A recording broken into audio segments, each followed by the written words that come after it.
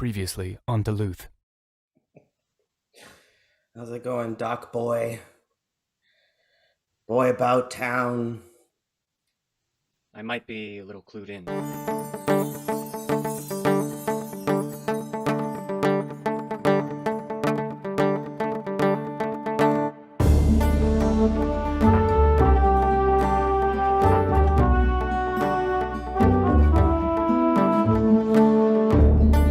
Previously on Duluth. How's it going, Doc boy? Boy about town. Welcome to Angel's Heavenly Bakery. I'm once again delivering and taking your orders. Well, good, because I came in here to make a bunch of orders. What are we ordering up today, Sully? Well, first of all, I'm ordering you to shut your fat mouth. That's no way to talk to me. Well, no, it isn't, but that's not the point. The point is that you've been busy making muffins, and muffins aren't making me a dime, buddy. Hey. I need us to just calm down, Sully. I want you to calm down. Well, I'll tell you something. I'm not calming down until I got some money in my bank account, and you're the one keeping me from it. Hey, I'm just working on the plans at the moment. I'm not your delivery guy. I'm not your shipping guy. I'm the one who's making the dock discreet. Listen, buddy, you better wrap up this architectural blueprints or whatever the heck you're making and get it done. Otherwise, I'm gonna kick your ass, buddy. Oh, yeah, it was.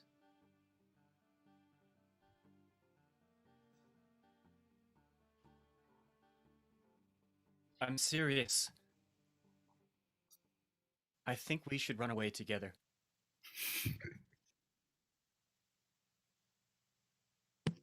You know, Ryan, I've always wanted you. I never wanted to say it out loud. It seems so wrong. I have a thing for women in power. Angela Merkel, she's been in my dreams for years, and now you, Mayor.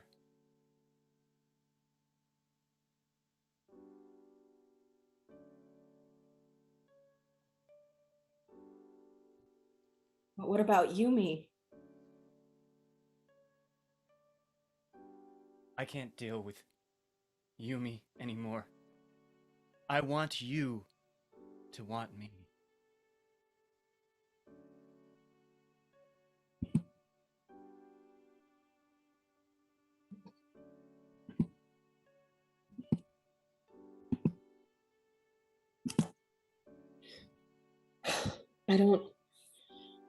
This is all so sudden. I mean, anything to stick it to Yumi. But I guess this could be my chance to find true love. I think maybe he could be the one. I think I owe it to myself to explore this possibility. I think I have to take a chance on love.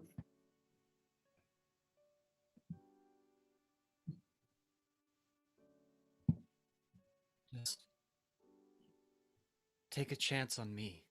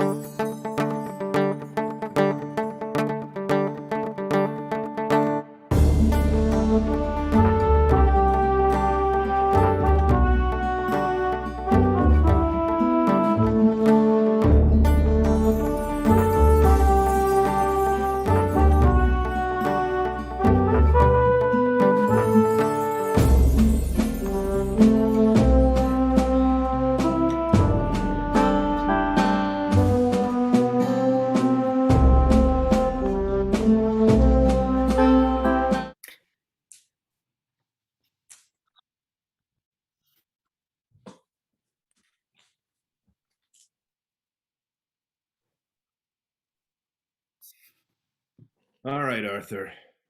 I've made my point clear. You gotta hurry this thing up. I can't wait around any longer. I can hurry things up, but I need you to stop threatening me, Sully. Listen, I always threaten the people I love the most.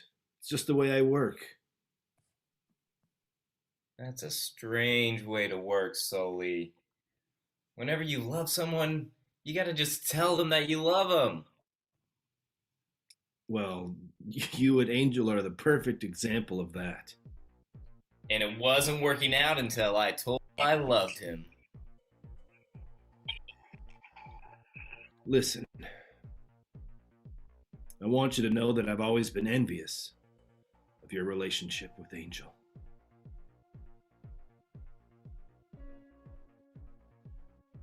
So many people say that my Angel's relationship is perfect. And it's great and all, but it's not all sunshine and rainbows. The thing is, whenever we're alone, not right. Not anything I can share in public. Love it. And I love them.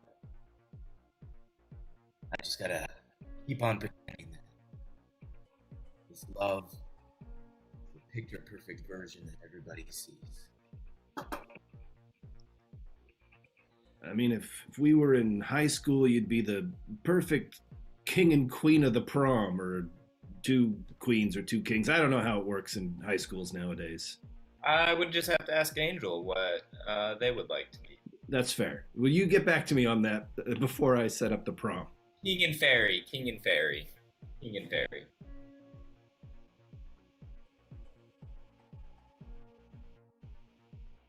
No, I know you're not just using me to get what you want.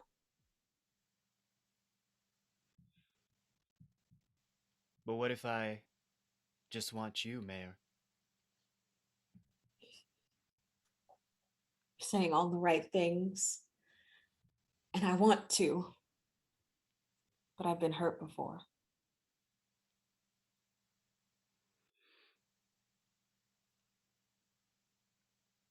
I'm sorry.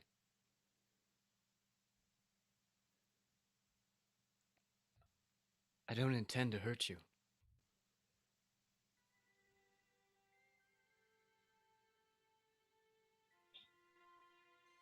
Okay.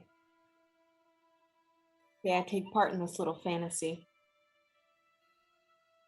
What about Duluth? What becomes of it? You don't need to trouble yourself with that anymore. Once we're 2,000 miles away in Barbados with drinks and coconuts, you won't have to worry about any of this.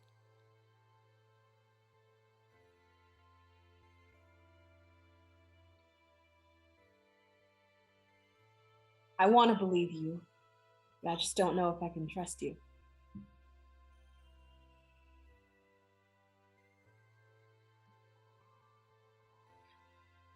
I don't understand why she's being this way. I've always been so trustworthy. Everyone in Duluth says it. I'm always following through on my plans and not being flaky. This is coming out of nowhere. I just don't understand.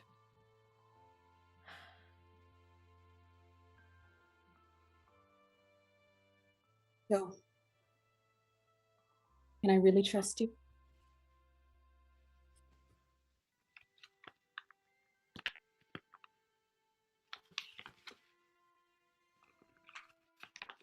Who did you go to prom with, Sully? Elena? No, Elena didn't go to the prom. Why not? Well, I mean, not really my place to say, but Aw, come on, Sully. We're partners now. We can share. I want to know the juicy deets, particularly about my competitor. well, mm,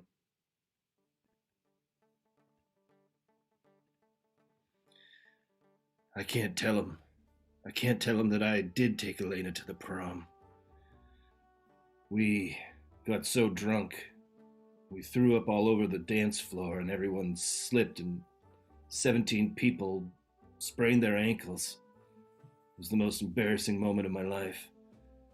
I'm too ashamed to tell him. I can't.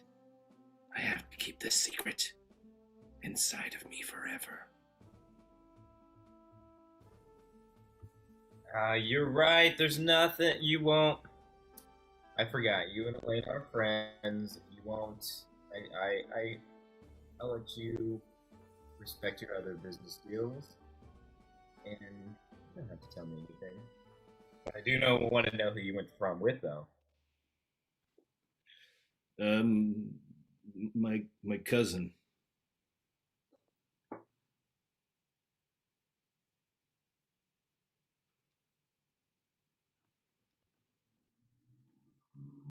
There's just one problem, Mayor. What's that? The district attorney has told me that I'm not allowed to leave the country because I'm under suspicion for Elizabeth's death. Well, luckily I have some friends in the district attorney's office. Let's do it. Good. Let's get out of here. Tonight. But first, you have to get all charges against me dropped.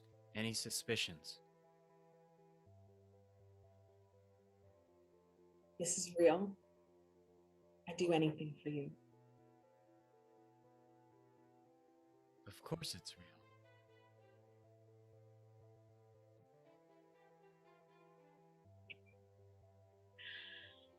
Consider it done.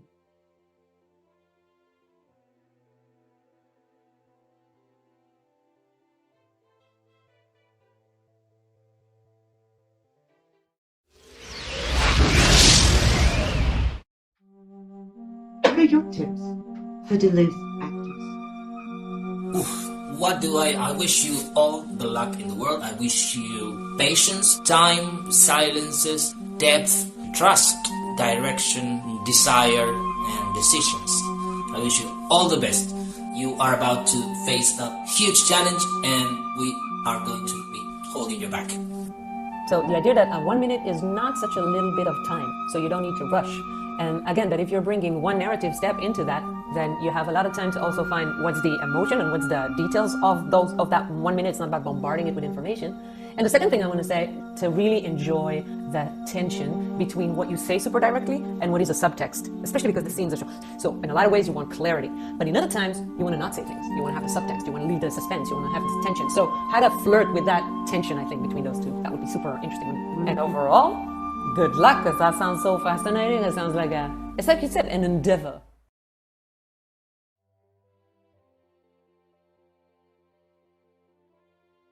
I'm so confused.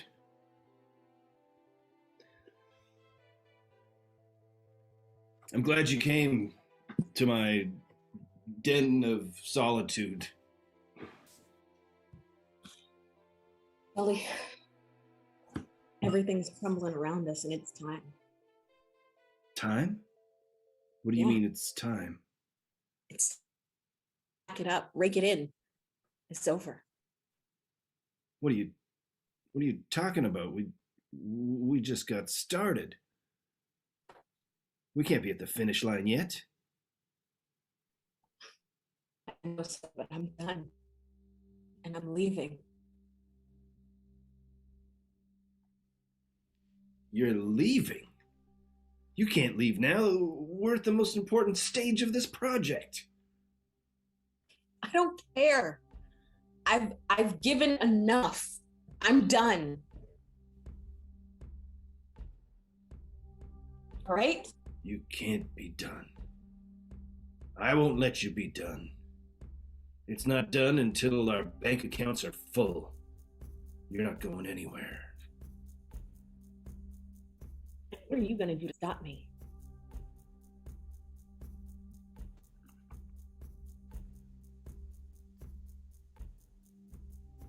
No.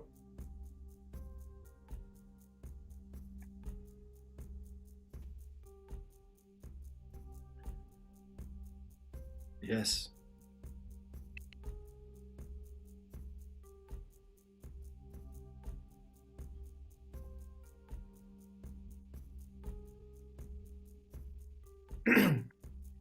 Ryan, so glad. Always so glad to see you.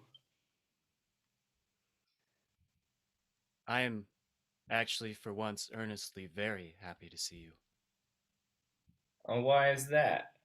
I hear we're colleagues these days. Does need mean I need to treat you nicely?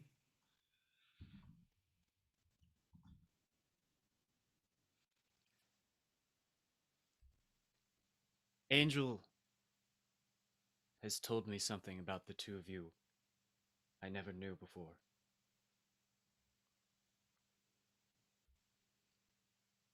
What did they share?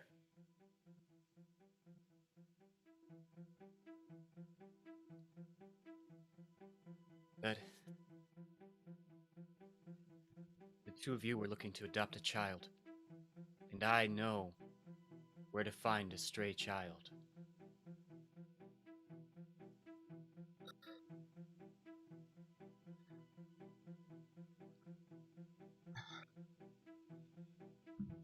Always wanted a kid, but one green angel to raise. I'll do anything. Tell me. What can we do?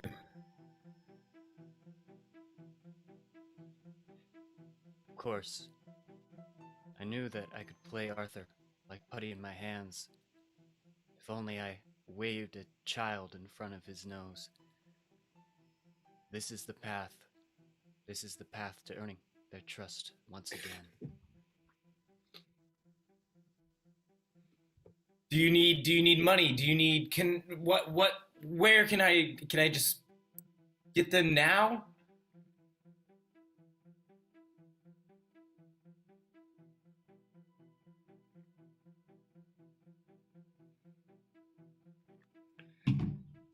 Well, thanks for coming to my den of solitude. Been a while since you invited me here. It looks just as trashy as it ever did. Yeah, well, you know, I haven't had time to clean up, and that's probably why I haven't invited you. I'm a little embarrassed. Oh, Sully, you've never been embarrassed about anything. Come on, cut the crap. What's the real reason you've never invited me here? Well, this was well, after the horrible incident at the prom. This is where we cleaned ourselves off and we had our first kiss. And I was afraid that if you were here again, that my instincts to kiss you would take over. I didn't think you'd remember that, Sully. I didn't think you remembered that. We never talked about it after it happened. It was a horrible dance for both of us. But I want things to get better between us.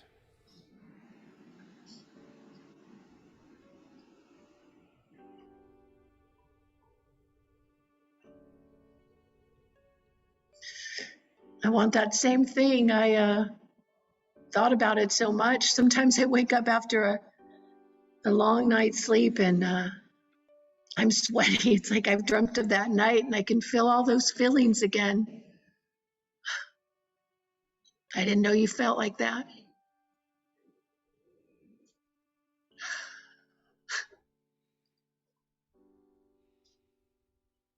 It was a long time ago. But the fire still burns.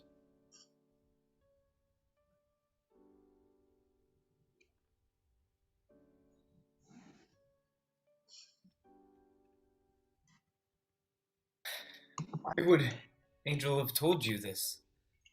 No, it's a secret that we've carried for a long time. I don't know if you know this, but we can't have kids.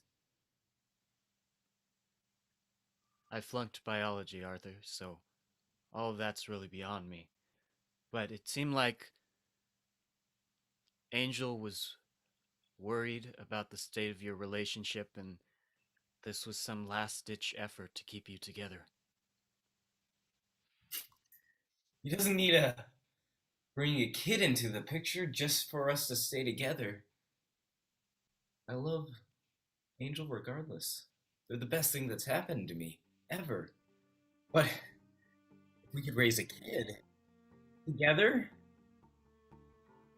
put all of our past mistakes behind us. I just need to tell you one thing about this child, Arthur, that you need to be okay with. Anything. Anything. The child is mine.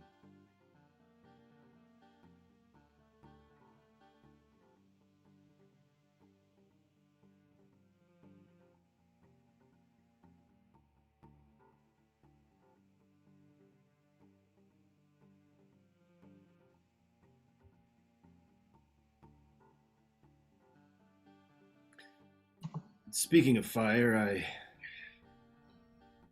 I can't go on like this anymore, so I'm gonna burn this garage to the ground. You were always one for extreme reactions, Sully. Do you remember that time in 8th grade when you lost that frog jumping race and you were so angry? You pushed old man Tom's car in the pond. Do you remember that?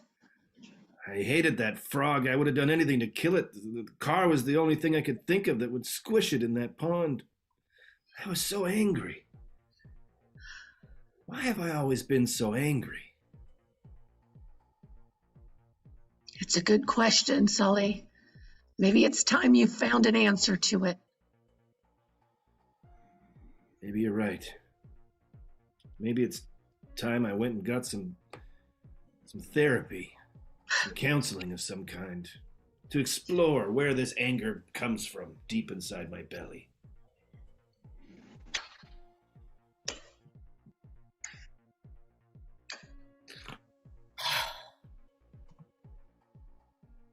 Your own child. I'll do it. His name is Ryan Jr. I named him after my grandfather.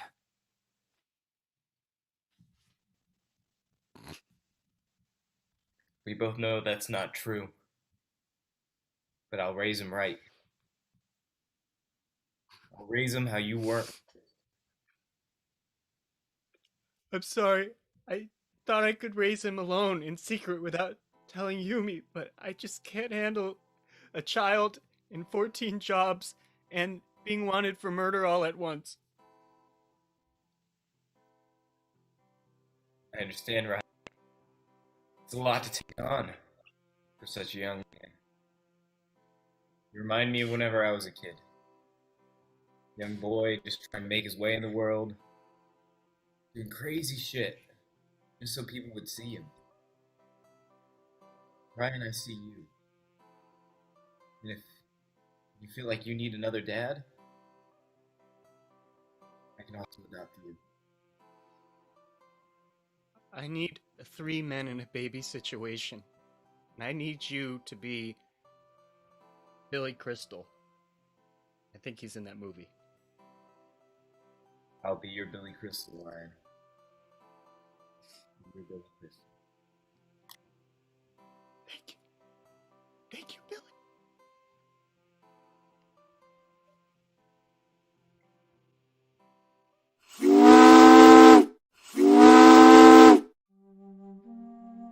What are your tips for Duluth actors?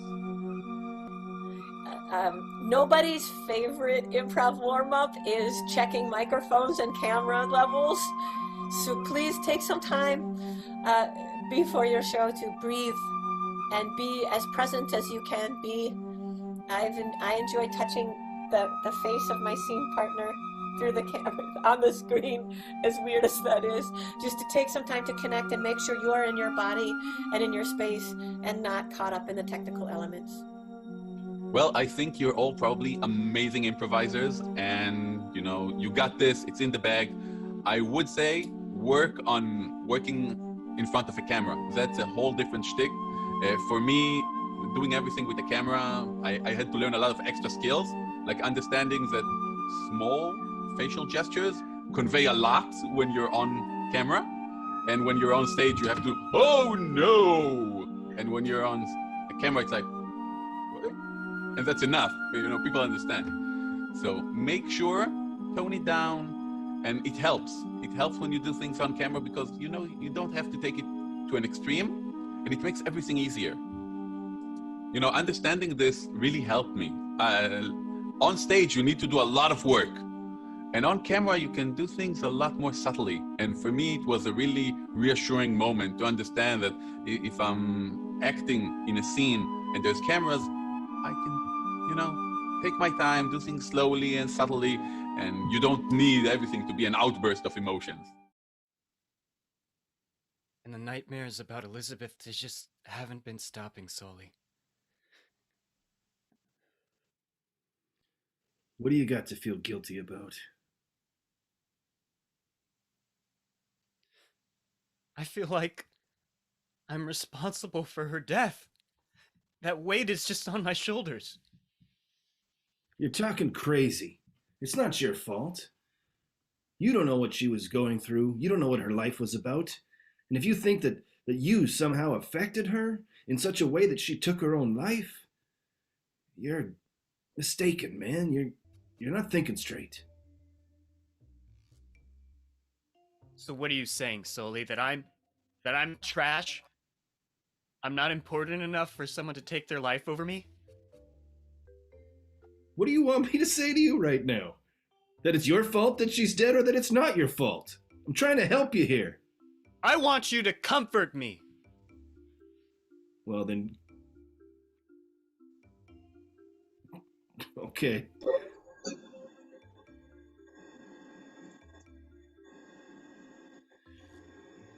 He wants comfort. I have so much anger inside of me. Perhaps a hug could be the thing to extinguish some of the fire that burns inside of me. I will comfort him. I just need the nightmares to stop. Come here, buddy. Come into my arms. Let me hold you. No one's ever held me in a fatherly embrace like this. Yeah, I hope I don't kill myself after.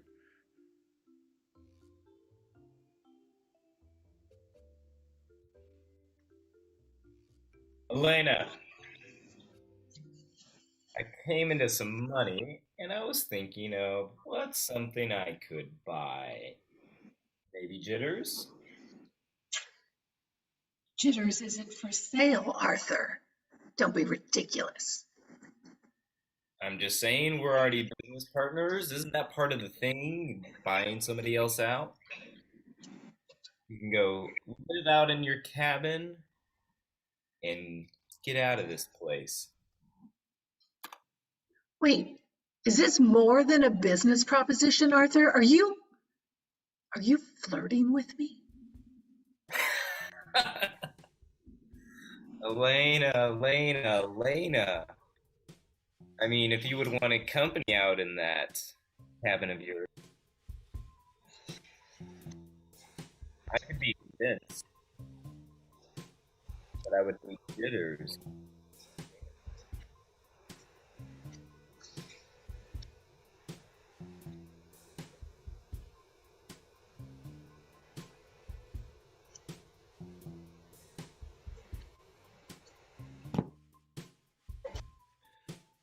I feel like I'm lighter. Thank you. I needed that hug. That was really helpful, Sully. Do you My father never hugged me like that. Never. feel better?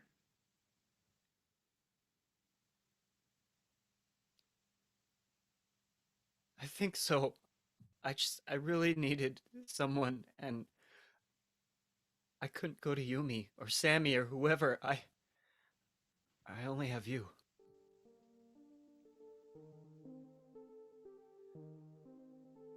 I don't remember when we first met.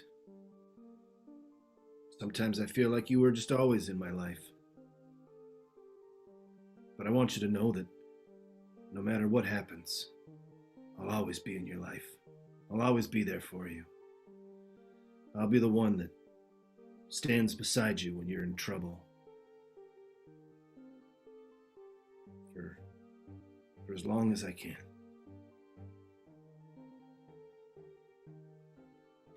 I'm thankful for that. Got lots to be thankful for. Trust me.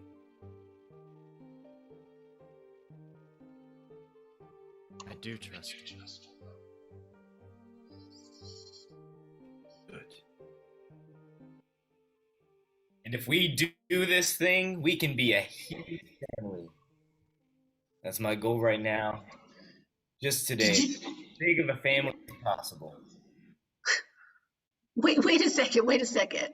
You want to buy my business, have sex in my cabin, and have a family with me? That's right.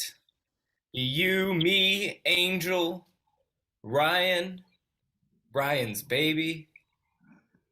It'll be 5 of us.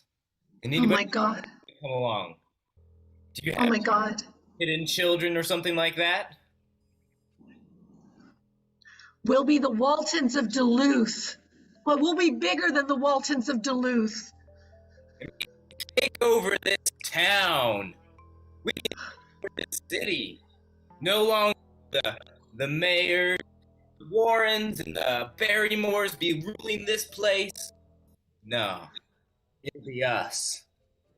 The coffee people, the bakery people, the people who are working every day, day in and day out. Our own tiny essential military.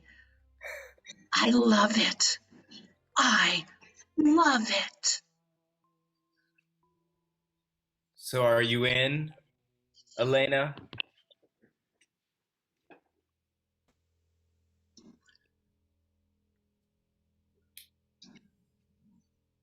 Zoe, I just remember the very first memory I have of you.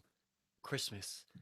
I must have been 4 or 5, and you gave me this present, and it meant so much for me because the snow was so torrential that year that I was stuck in that cabin for so long, so bored, and you gave me this snow globe.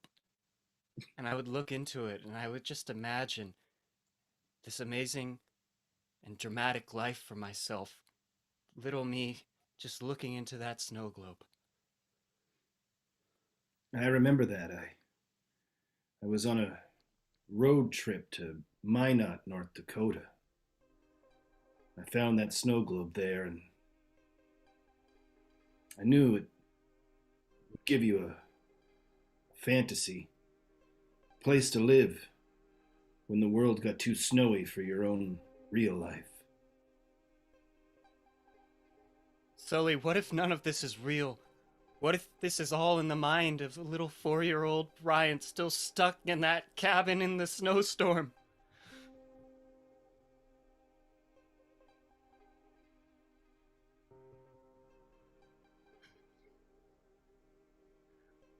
Answer me, Sully! Answer me! No, I'm waking up. No! No!